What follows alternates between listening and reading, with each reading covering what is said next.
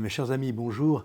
Je vais vous parler en avant-première d'une commission qui se réunit tout à l'heure au sujet d'un rapport relatif au financement public de l'enseignement privé. Ce rapport a pour co-auteur, M. Vannier de LFI et M. Weisberg de Renaissance.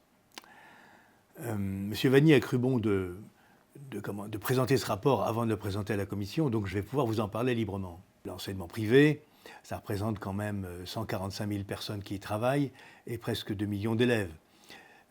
Plus de 2 millions d'élèves, 17% des élèves de l'enseignement public. Donc l'enseignement privé est chargé d'une mission de service public. Le but de ce rapport était initialement de faire l'état des lieux du fonctionnement de l'enseignement privé et de vérifier s'il remplit bien sa mission de service public. Or, dans ce rapport, on ne trouve rien de tout ça.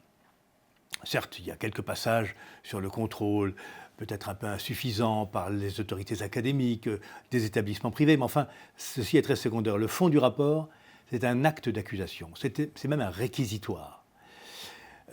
Les rapporteurs n'hésitent pas à laisser entendre, sans aucune preuve, que, par exemple, l'enseignement privé diocésain, il n'est question que de l'enseignement catholique essentiellement, dans ce rapport, ne respecterait pas la liberté de conscience de ses élèves. Que l'enseignement diocésain se rendrait coupable de détournement de fonds publics. C'est quand même une très grave accusation. Que l'enseignement diocésain s'arrangerait pour se débarrasser des mauvais élèves et ne garder les bons pour avoir de bons résultats dans les statistiques. Et enfin que l'enseignement diocésain aurait une politique de captation des meilleurs élèves de France et qui serait donc responsable de l'effondrement des résultats de l'enseignement public. Tout ce que je vous dis là est noir sur blanc et sera défendu tout à l'heure par les deux rapporteurs. Je peux vous dire que le groupe Rassemblement national s'opposera de toutes ses forces à la publication d'un rapport qui n'a rien d'un rapport parlementaire, qui est un acte d'accusation, comme je vous le disais, politicien, idéologique, d'extrême gauche.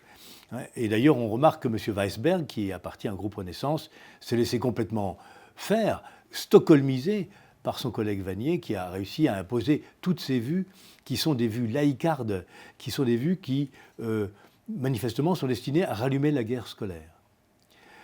Il s'agit en fait pour M. Vannier de désigner un bouc émissaire. Le système public donc s'effondre, ses résultats s'écroulent, on l'a vu à PISA 2022, on le voit tous les jours, n'est-ce pas, quand les élèves ne savent plus écrire, savent à peine s'exprimer, n'est-ce pas, après des années passées sur les bancs de l'école. Donc il faut un bouc émissaire.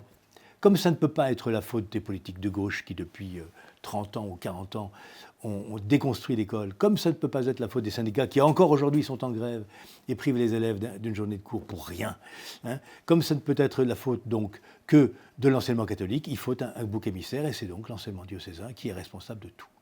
Eh bien, ces procédés sont, je vous le dis franchement, méprisables. Et vous pouvez compter encore une fois sur moi et sur mon groupe tout à l'heure pour faire obstacle à la publication de ce rapport qui n'est d'autre qu'un brûlot de mauvaise facture. Je vous remercie.